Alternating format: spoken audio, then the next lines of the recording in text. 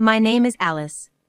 At 34, I'm a housewife sometimes turned like a pest hunter, spending each year at our country home, which, with the slightest change in climate, seems to multiply its insect population. I was once able to unabashedly scream, "Bugs! Scary! Yuck!" But now, having crossed the age of 30, I stoically whack them down without a flinch. Impressive, isn't it? I've indeed become tough. Now, I want to share a story about how I confronted my own sister, who harbored an unrequited love for my husband. This was a few years back when I was still in my 20s. After a long hiatus, a middle school reunion was organized where I reconnected with Bobby, my childhood friend who lived in my neighborhood. When we first started school, it was Bobby, my younger sister Julia, and me who used to play together. But over time, Bobby drifted away from us, fueled by that typical boyish sentiment of feeling embarrassed to play with girls. In middle school, Bobby's family moved away, and we grew apart even more.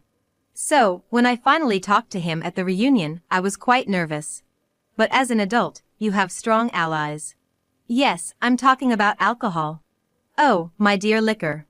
Fueled by the power of alcohol, Bobby, whose tongue had also been loosened by a few drinks, and I found ourselves chatting as if we had never been apart. After carrying the party into the wee hours, as we were about to call it a night, Bobby dropped a bombshell. "As a kid, I used to like you, and it seems like I still do even as an adult." To which, after a brief, "What's that supposed to mean?" I casually suggested, "Then shall we date?" And that's how our relationship started. It goes without saying that I laughed my head off when a sober Bobby was rolling around on the floor, questioning himself. "Oh God, did I say too much? So embarrassing. Was I too pretentious?" It's kind of amusing when the person you like is unbearably embarrassed, especially when you're the reason for it. No offense to him. Soon after, we decided to get married quite smoothly. We visited each other's parents to announce our upcoming marriage and our plans to live together, which was scheduled to happen 6 months later. We thought it would be wise to live together before getting married to get accustomed to each other's lifestyle. Being childhood friends, our parents were already familiar with each other. With no issues from either side, we thought it was a done deal. But, to our surprise, a problem arose right in my own house. The incident happened when Bobby came over to our house to announce the news over a family dinner. "Hey, I'm home." With that dispirited voice, my sister came back from work. As soon as she saw Bobby sitting at the table, her surprised look instantly turned into delight. "Bobby? What are you doing here?" Bobby looked a bit embarrassed, glanced at me, and I took over to explain.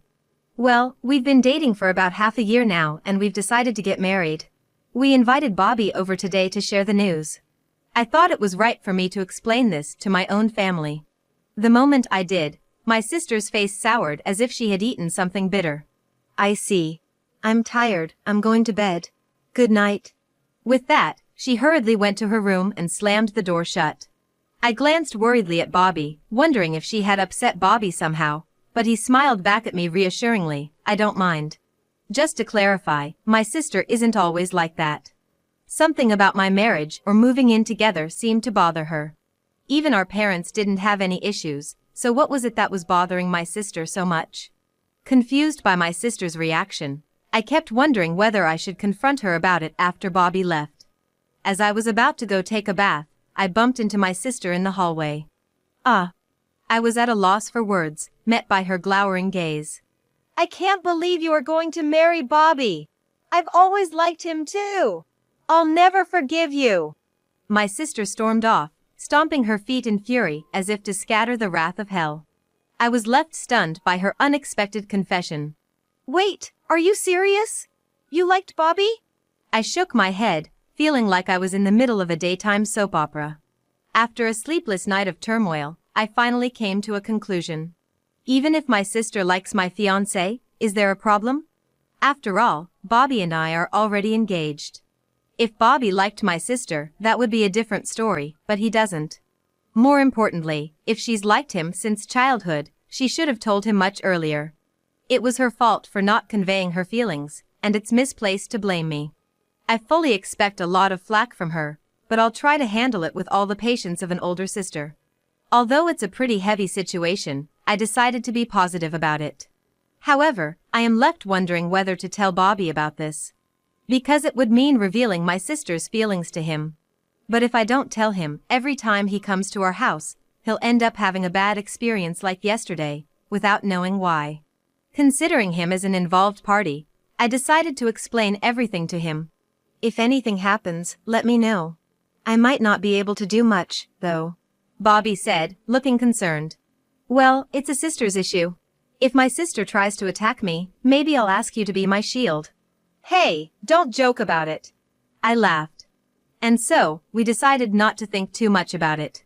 Neither of us wanted to change our decision to marry, and it's not an issue that can be resolved by persuading my sister to understand. So we chose to let it be. That was our decision. After that, as expected, my sister's hostility towards me increased drastically. On the first day, when I got into the bathtub after her, the hot water had been drained. Haha, it's no big deal, there's always the shower. Honestly, I even have the luxury to joke about her petty attempts to annoy me. However, hiding my makeup and wallet before I leave for work was quite frustrating. I don't have time to go on a treasure hunt in the morning. I frantically searched while trembling at the thought of being late. Thanks to that, I barely avoided being late for work twice in a week, earning cold stares from my boss who said, "You seem to be slacking off with your wedding approaching." I won't forgive her. No, I'm the older sister. I'll forgive her. No, I won't forgive her. I was torn. At first, my parents didn't know about my sister's pranks, but they seemed to notice something was off after she started hiding valuable items. "Why are you doing such childish things?" My mother scolded my sister. Well, she seemed to take it as nothing more than annoying, but the real issue was my father. Shortly after my sister was born, my mother fell ill, and my father had to take care of my sister, who was still a baby, for a few weeks. He tends to favor my sister, or rather, dotes on her more than me. In essence, he's like a mother who's had the experience of raising a child. I can't say I don't understand his feelings. I also found my sister, who grew up in tough times, adorable. When it comes to experiences where I felt outmatched by my sister, well, there's a story from our childhood. I remember once, I wanted to go to the amusement park, while she kicked up a fuss about preferring the aquarium. In those situations, Dad would just say, "All right then, we'll go to the aquarium." Mom was the type to ensure she asked me, "Are you sure about the amusement park?" I don't have bitter memories due to Dad's favoritism for my sister, but I think I would have felt quite inferior if Mom wasn't so considerate. Plus, back then, my friends used to say things like, "My older sister is the favored one." So I didn't think much of the imbalance in affection. Perhaps it's due to my inherently optimistic personality. I used to say things like, "I'd love to see someone who can make me feel down." But this time, Dad blatantly sided with my sister.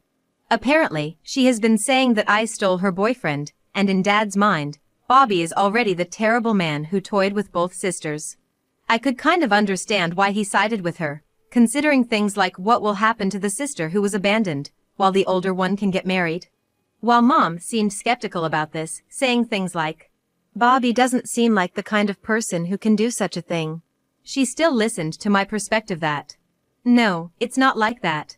Above all, Mom was fair, not taking either of our words at face value. However, Dad said things like, "I can't stand to see my youngest daughter, who was dumped, suffering. I won't allow my precious daughters to be treated poorly. You need to wake up." As if I've been brainwashed by Bobby. He won't listen to anything I say. He is a good father who loves both of his daughters, despite the slight difference in affection, but this time, I really wish he would listen to my side of the story more. Being opposed to our marriage was quite a hassle, but I decided to push through. In other words, I decided to move out earlier than planned and live with Bobby quickly. The idea was, if the problem was with my sister, then it would be good to distance myself from her. If I'm not at my parents' house, she can't bother me. The problem ends there. That decision seemed correct in retrospect, as our cohabitation went smoothly. As time passed, Mom said things like, "I think your side of the story is probably right. You're an adult now, so live freely as you wish."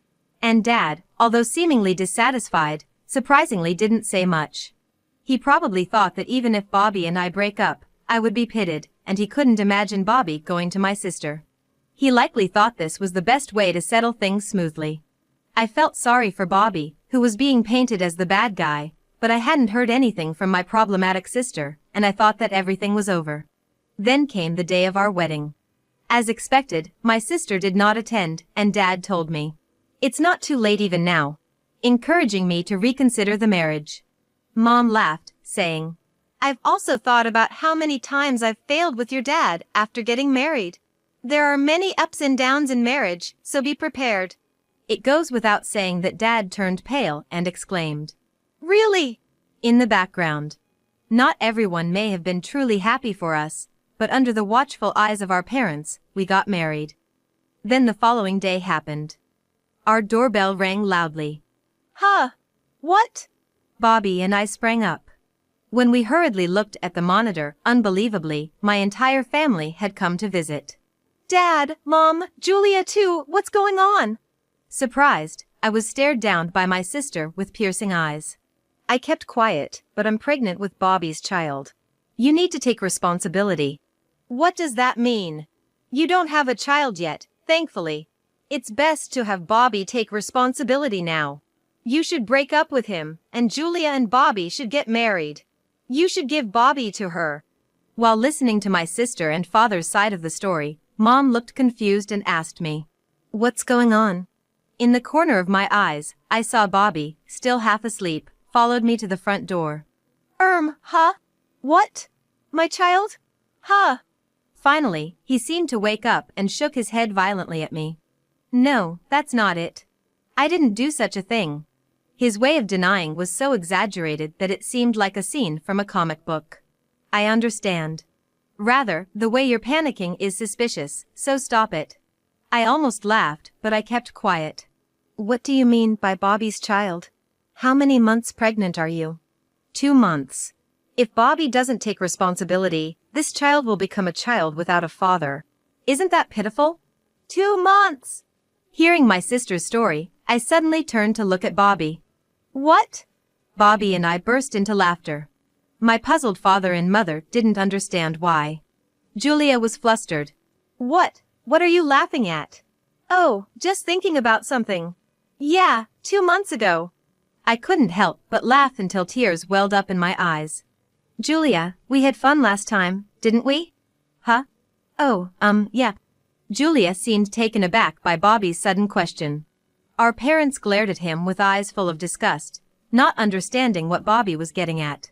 I suppose I'm the only one here who realizes what he's up to. "By the way, Julia, how many packs of abs do I have?" "Huh? Oops." Julia was taken aback. I was on the verge of bursting out laughing. "Do you remember how many packs my abs were split into 2 months ago?" I seem to have lost them. The only one who'd describe losing his abs as if he'd misplaced them would be Bobby. I've laughed so much that I feel like my abs are about to protrude.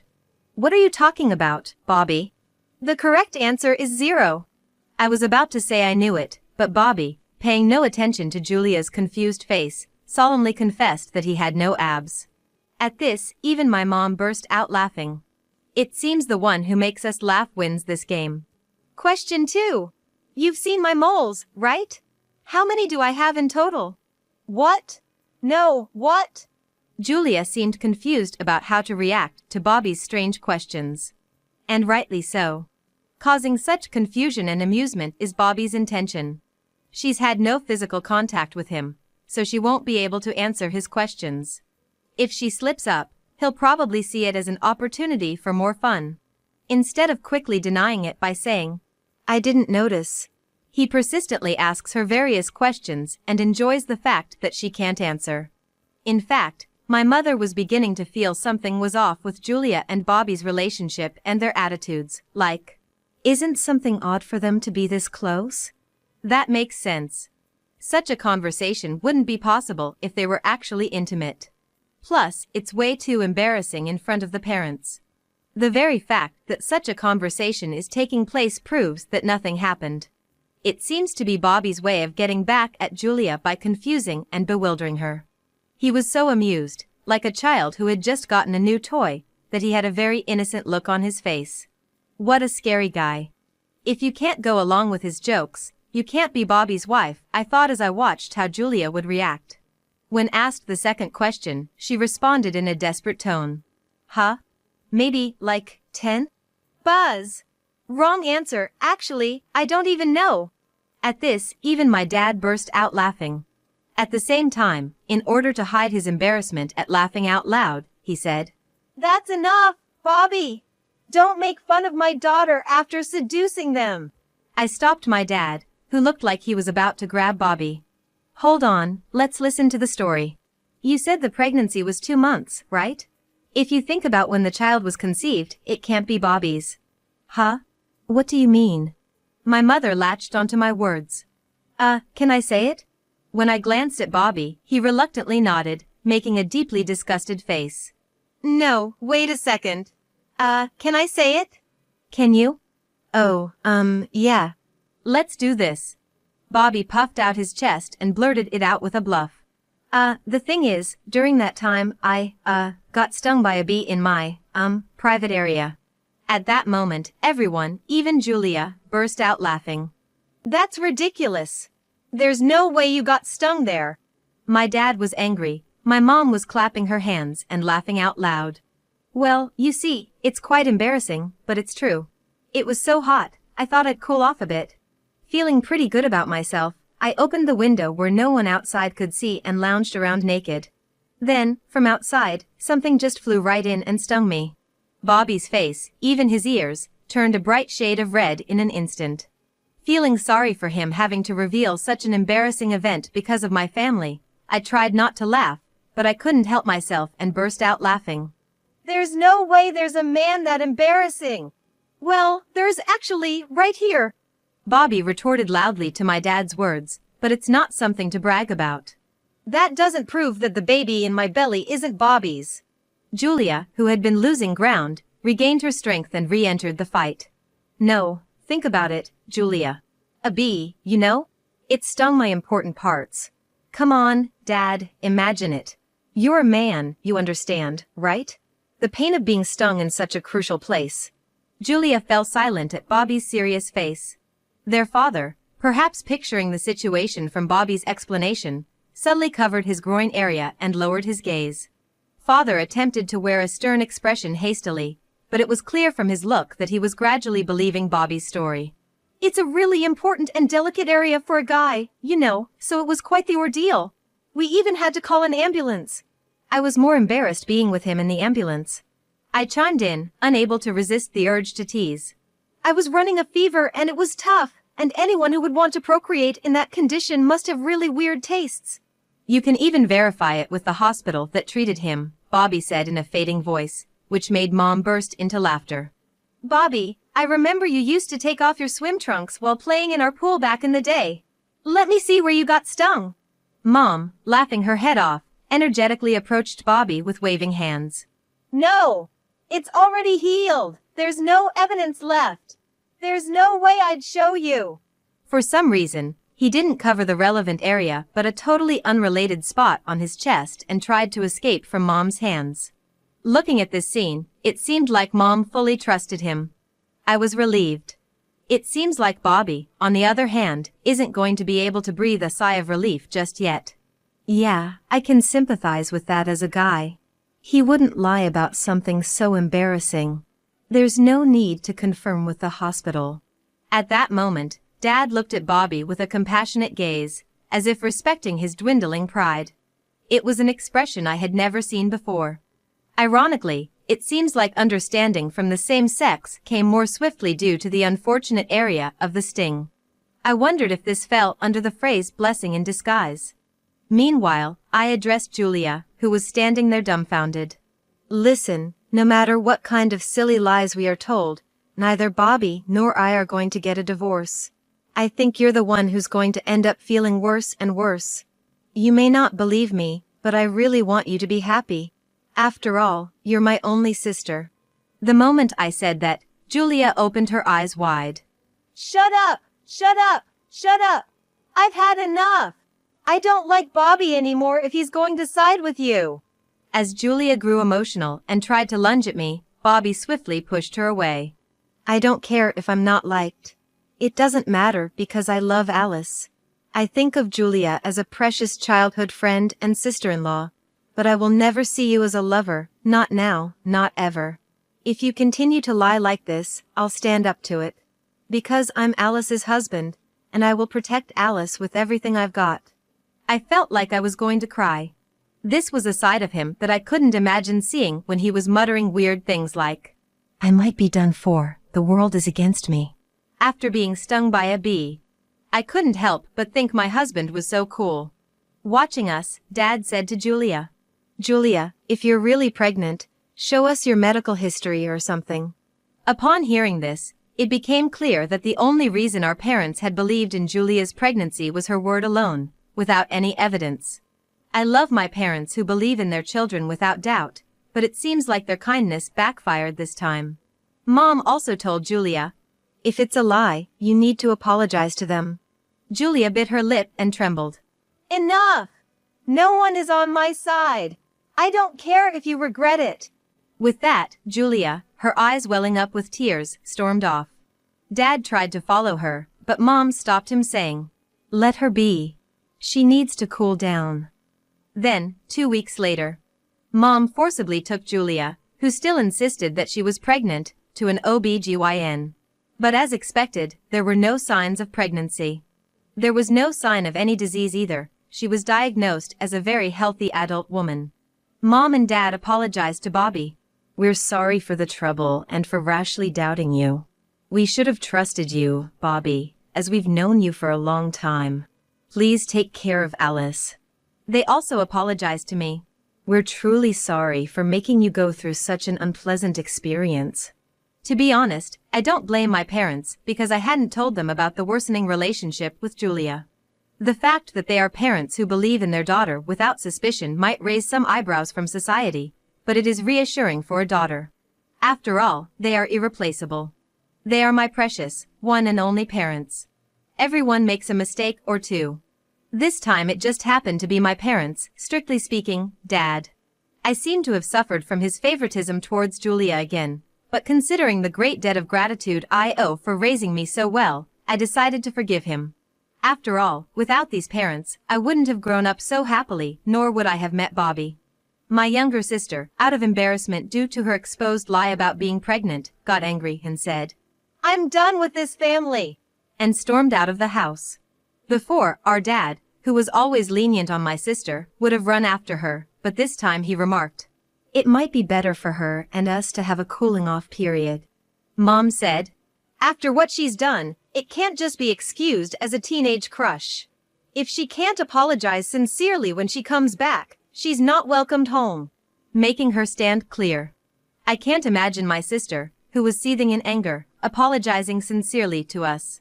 Mom seems to share the same thought. In other words, this was pretty much disowning her. Fast forward 7 years. My sister did apologize and returned home once, but ultimately, she was officially disowned and kicked out. Why? Because my sister, who initially seemed humbled, got heavily drunk at the end of that year and caused trouble. She snuck into Bobby's bed while he was sleeping and seduced him saying, "Aren't you tired of your sister yet?" Bobby, thinking he saw a ghost, let out a scream so loud it could have led to a neighborhood complaint. That scream woke not only me but our parents too, and that's how the incident got exposed. My sister, who was really drunk, rambled something like, "But you always look so happy with Alice. It's not fair. Can't you share a little bit with me?" Of course, that's out of the question.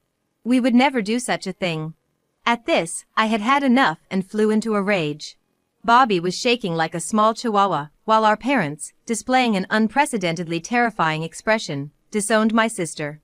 Especially our dad, who used to be affectionate towards my sister, expressed his disgust by saying, "I don't remember raising a daughter who would assault a man in his sleep." That's a moment I will never forget. Once she sobered up, my sister apologized repeatedly, but Dad sternly rejected her saying, "Actions you take when drunk reveal your true feelings. We can't trust you anymore." So, tearfully, my sister left home. On the other hand, shortly after surviving this tumultuous year-end, I found out I was pregnant for the first time. Since then, I've been popping out babies quite consistently. Now, at 34, I'm a mom to 4. 2 of them are twins, so technically I've only been through childbirth 3 times. They're nearly the same age, so every day is like a carnival at home. Left alone, the walls are filled with crayon scribbles like some kind of art exhibition, and Bobby and I, armed with cleaning supplies, race around the house on Sunday mornings.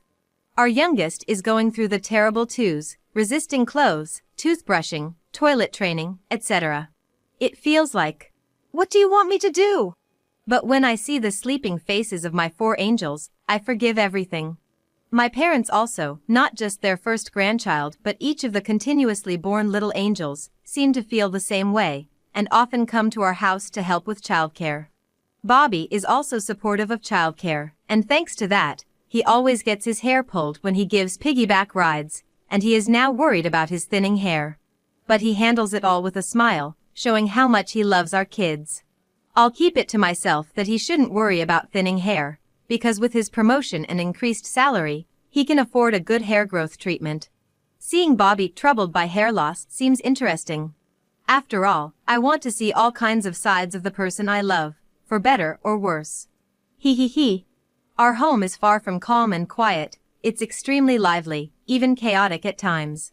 But right now, I am very happy.